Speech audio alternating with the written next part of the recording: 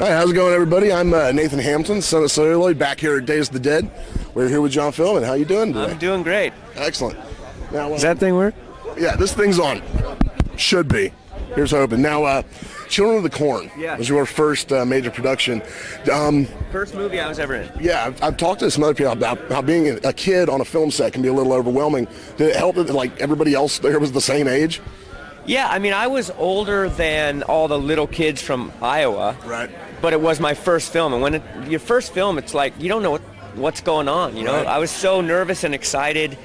I really was in a daze the whole time. I think it worked for the character because I was like, that guy's just not even there, because I think I was scared. Right. But it was so much fun. All the little kids were cute, and the guys that and the woman that I was my girlfriend, and Linda Hamilton and Peter, we were all adults, you know. I wasn't a kid. I was 23 years old when I made it. Yeah. You looked a lot younger Yeah, than that in that movie. I know. I looked a lot younger, but I had already graduated from college, so. Oh wow.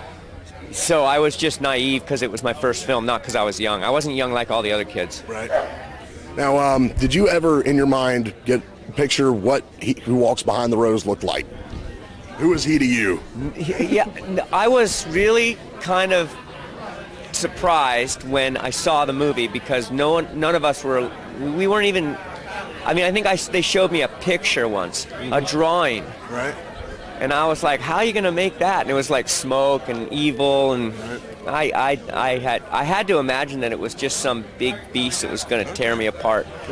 You know, with the weather system. It's kind of a really bad weather system. Of course, today they would have done it with CGI and completely ruined the whole thing. Of course, yeah, right. Yeah, the times have changed. I love these the old 80 movies when they're like. Another movie you were in that I really liked, The New Kids. Yeah. Where you had the cool decapitation with the roller coaster. I love that movie. I wish I had some pictures from it. I guess I could find it and take some pictures off it. That was a fun movie. Yeah, Sean Cunningham. Yeah, we had so much fun in Florida. Jimmy Spader, Eric Stoltz. That was awesome. I really liked that movie. I'm glad you saw it. Yeah. Actually, we did a whole marathon of like carnival-themed movies. Oh, good. For the Blood thing, and that was the one I got. I was glad I found that one. That's great. That's a good one. Now, speaking in More Brains, everyone seems to have a different memory of working with Dan O'Bannon. Right. It's like everyone kind of had their own thing with him. What was your working relationship like with him? Not like anyone else's because of the rehearsal process, and how long it took him to cast the film. And I mean, I think when he never said a word to me. Like I just was doing my thing, and I guess it was okay with him. Whatever it was, he wanted it, and we were all cast for a very specific reason in his mind. And if he was getting what he wanted, he hadn't have anything to say. He had a lot of things on his mind, he had a lot of balls in the air. So my working relationship with him was just so normal. Now I've heard tons of stories, and I didn't want more drama, I just wanted to I don't like watching people fight, especially when you're doing a movie and creative thing. But I heard there was a lot of that, but I didn't hang around the set if I wasn't working, so my relationship with Dan was completely mellow and professional, and he, never did anything that was outrageous in front of me. I just hear the stories now that we do convention. I'm like, really? Wow. They sound pretty exciting. I feel like I maybe lost out on some exciting stuff, but it was just totally normal.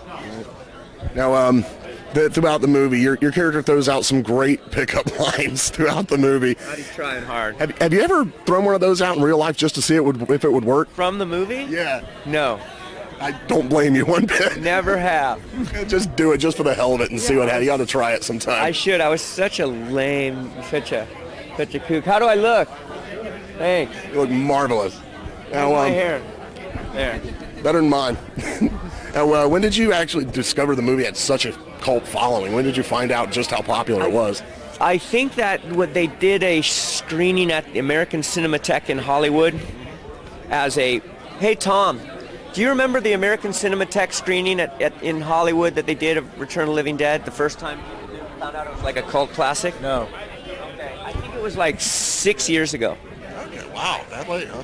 Maybe 7 years ago, yeah. I had no idea it was a cult classic. Now moving to another flick, you're in Tombstone. Yes. With an unbelievable list of Hollywood heavy hitters. What was it like being on that set with that collection of talent. It was just impressive. Everyone was impressed, you know, like Sam Elliott was impressed, you know, like Kurt Russell was impressed. Like these guys were stoked, you know, to be around Billy Bob Thornton, you know, it was fucking awesome. And, you know, Jason Priestley and Kurt Russell.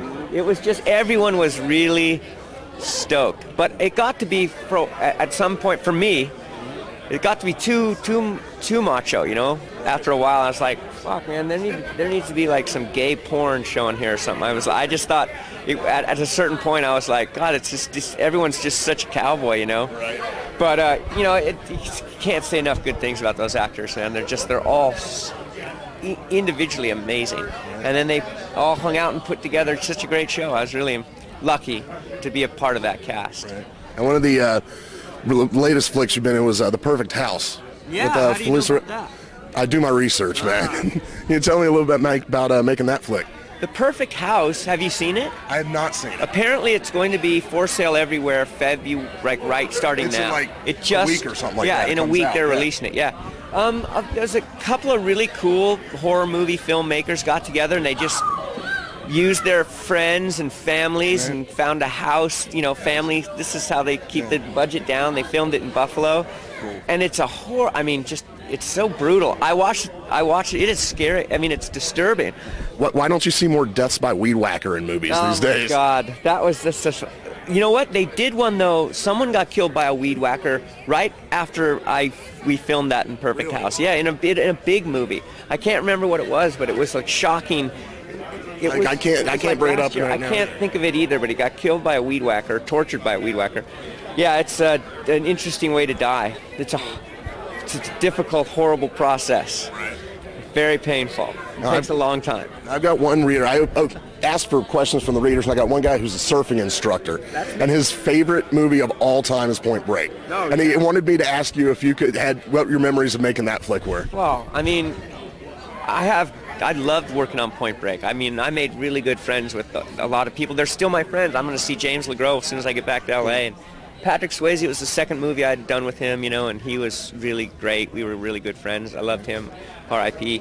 And it was just fun. I got to surf, and they paid us to work out, and rob banks. It was another super kind of macho thing. But, you know, it's that director, Catherine Bigelow, is really smart.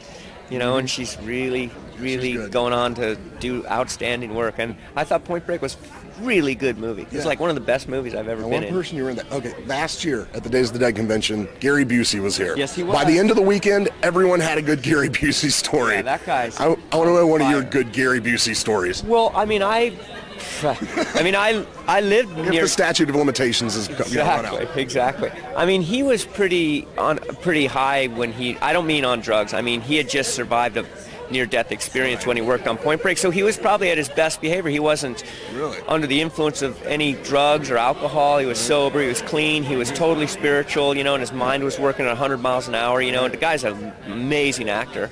there's no one like him, you know. He's an amazing guy. So we stayed friends because he was in one of my favorite movies, Big Wednesday of all time. Okay, you know, the guy's and I would buy like Buddy Holly, and the guy's just an amazing actor. And so we kind of got to be friends, and I would see him. He lived in Malibu, and I actually hired him to do the narration of a surf movie that I produced called Chasing the Dream. And he said he'd do it, and we did this beautiful rehearsal of it, and he was great. He narrates the only movie I've ever produced, which is Chasing the Dream, and it's his voice, and he was the masochist, and the turtle gets shot by the masochist in Point Break. And that's because we're both in these classic surf movies. I was in North Shore, and my character was Turtle, and he was in Big Wednesday, and his character's the masochist. And then Point Break is like the movie where we get to meet up. It's fucking great. I loved it. It's the ultimate surf movie. Yeah, it's great. It's awesome. ultimate. Now, what else have you got going on right now? Any current projects, stuff coming out that you want to tell us about? No, I just teach surfing. I stopped acting 15 years ago. Every once in a while, a friend of mine will throw me a bone, and I'll do it, But I've been teaching surfing full-time